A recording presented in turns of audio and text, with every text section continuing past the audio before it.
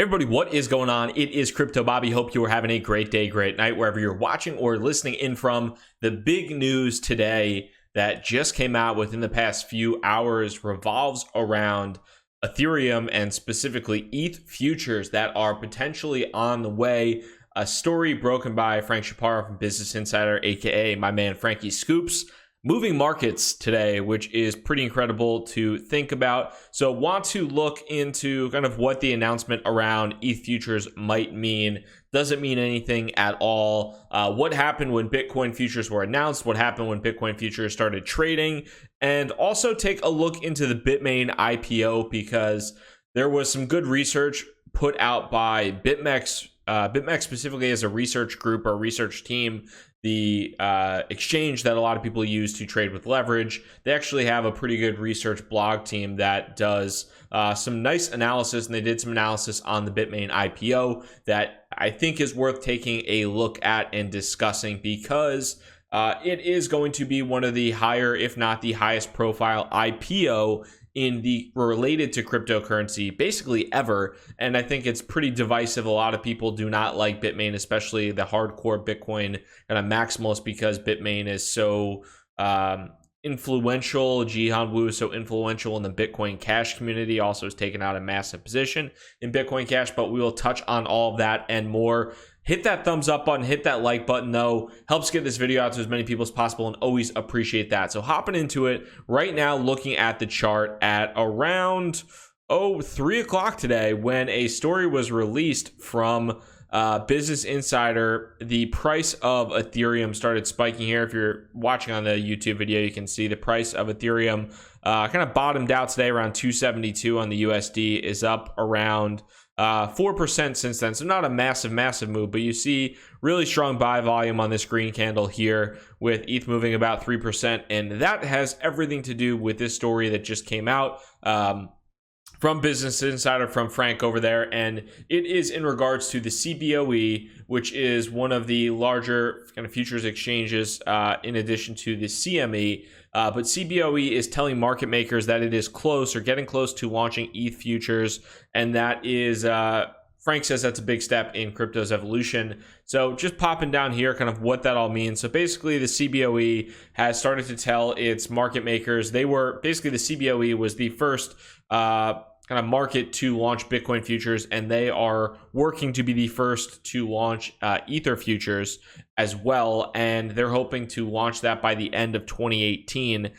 Looking into some of the, kind of some of the things that they had said in the past and some of the comments that have had before, I think this move makes a lot of sense for a number of different reasons.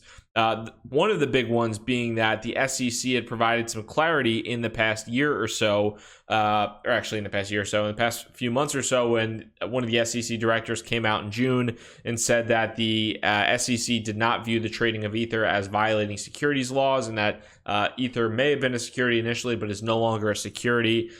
So once the SEC has come out and kind of said that, I think that opened up the green light in some cases, probably, for the Cboe to come out and say, okay, we wanted to offer these. We wanted to offer more crypto futures outside of just Bitcoin.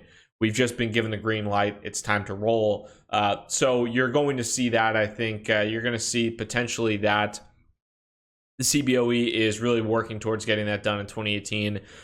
Looking back on Bitcoin, though, in Bitcoin, they announced the Bitcoin futures, I think it was around late October, early November. You can see this post from Forbes. This is November 1st. Pretty crazy to think about this, too. This is November 1st. The headline is Bitcoin reaches new high after futures announcement. If you dive into the article, too, the digital currency's price rose to as much as $6,629 today, according to the CoinDesk Bitcoin Price Index.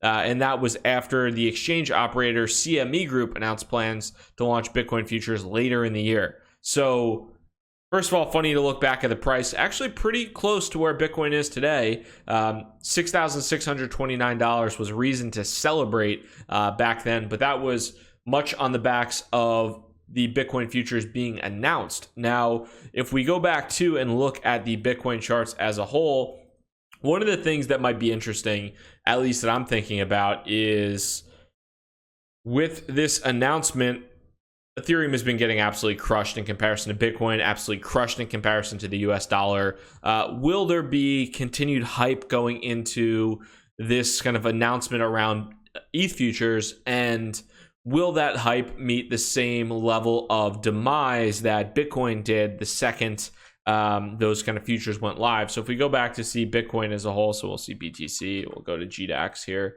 just for the hell of it. We'll take a look at the past year. So around October, November, so we'll say November 1st was the time in which, sorry if you listen on the podcast, just going through this chart, but so let's say November 1st was around the time in which the ETF, or excuse me, the futures were announced, at least from the CME, and December 17th was, I believe, when those futures went live, which was actually the absolute peak of the market, where we saw from the time of the announcement to when those futures went live on December 17th, 45-day window, Bitcoin went up 208%, went up $13,000 from $6,000 something dollars all the way up to about $20,000, literally the absolute high, and ever since then has sold off. So part of my mind is thinking, okay, this is great. There's another opportunity this is going to provide another opportunity for, large scale investors to buy and sell ETH futures. And outside of something like BitMEX, which is largely unregulated, kind of any serious institution wouldn't really be, putting money into that and trading Bitcoin as collateral.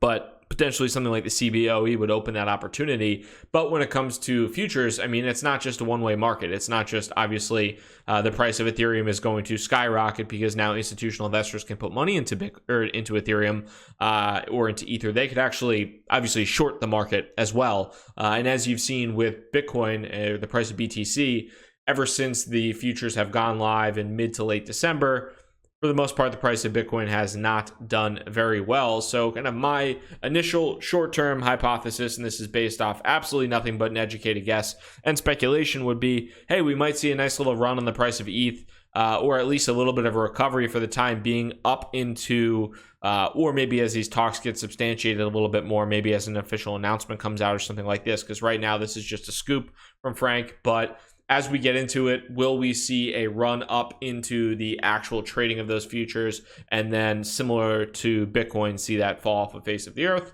as soon as those futures actually go live? Something to think about, something to absolutely keep your eye on. And how will this affect altcoins? Because not only with Bitcoin, but in a lot of cases, the ERC20 coins in particular, but altcoins in general, oftentimes not only trade in tandem to Bitcoin, but also are heavily influenced by what happens with Ethereum. So if this moves the Ethereum price, will altcoins move in conjunction with that? If also kind of going into when those futures potentially launch, will that cause an overall sell-off in the ETH market as well? Definitely something that I'm keeping an eye on here now too. Now hopping over to Bitmain's IPO. So like I said, BitMEX does great research. I really like this piece from them. Came out today, August 30th. And in this piece, they look at the financial data around the Bitmain IPO. So if you're not familiar, Bitmain, which is the largest mining company in the cryptocurrency space, like by far the dominant mining company in the cryptocurrency space, is going through the pre-IPO process, doing an initial public offering, and will be selling shares and eventually be going public. And this will be, in my opinion, the largest profile IPO in the cryptocurrency world for at least the time being, and something that you really do want to keep an eye on, regardless of whether or not you like Jihan Wu, you like Bitmain, whatever it might be. Definitely something that will impact, I think, cryptocurrency and the history of cryptocurrency as a whole. But taking a look at some of the details and the IPO documents, they will actually, it's not going to be the New York Stock Exchange or NASDAQ.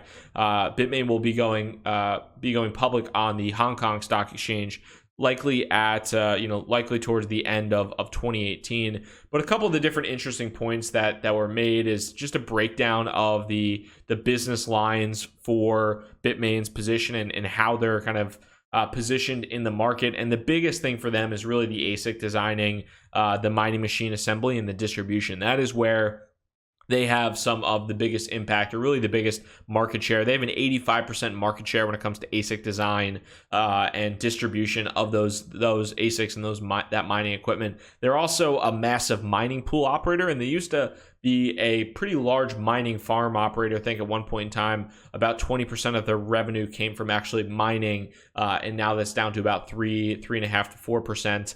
And they've kind of pulled out of that game. But really, when it comes to Bitmain, the two big things that you need to think about are the actual the miner creation through ASICs. They don't really do the chip manufacturing, but the design of those ASICs, mining, creating the miners, as well as the distribution. And then also with the mining pools, they operate BTC.com, which is a large mining pool, and Ampool, which is a large mining pool, as well as they're an investor in Via BTC. So their market share from a mining pool perspective is just under 50%. But when it comes down to it too, they've done a number of different things which have been incredibly profitable for them. They've executed really well on a couple different standpoints. They've also taken some pretty big risks when it comes to taking a large portion of their profits in 2017, 2018 and putting that into Bitcoin Cash, which has not performed well from an investment standpoint. And I believe, if I can see the numbers here, have lost about $300 million betting on Bitcoin Cash in 2018 so far. So I would highly recommend just going through this document if you are curious about the Bitmain IPO. I do think from just the standpoint of the cryptocurrency world, Bitmain has a massive impact on the market as a whole, from mining as well as kind of the Bitcoin Cash battle, which has obviously, at least recently, been very much in favor of Bitcoin and not Bitcoin Cash. But also in the future too, I do think that if Bitmain's IPO is successful, you've already seen companies like Samsung and some of these other larger kind of more traditional organizations making moves into mining chips and other things. But if you see Bitmain come out with an IPO that absolutely crushes it, you're going to see a lot of traditional players that might be in the hardware space, outside of the NVIDIAs and the AMDs that have kind of provided GPUs that weren't necessarily made for Bitcoin mining or crypto mining on purpose, but hugely benefited from that. I do think you're going to see some hardware players look at the success of Bitmain if the IPO does well, and say, shareholders and board members, whoever it might be, might look at that and say, hey, these guys are doing incredibly well. Nobody's competing with them. They have 85% market share, or nobody's competing with them effectively. Let's get in on the space. And you might see some increased competition, as well as just kind of a better outlook for consumers, and hopefully a little bit more, I don't want to say decentralization, but it's not really, I guess, decentralization in some respects, but more competition and more variety from the actual manufacturers of these cryptocurrency miners, Bitcoin miners, altcoin miners, things of that nature.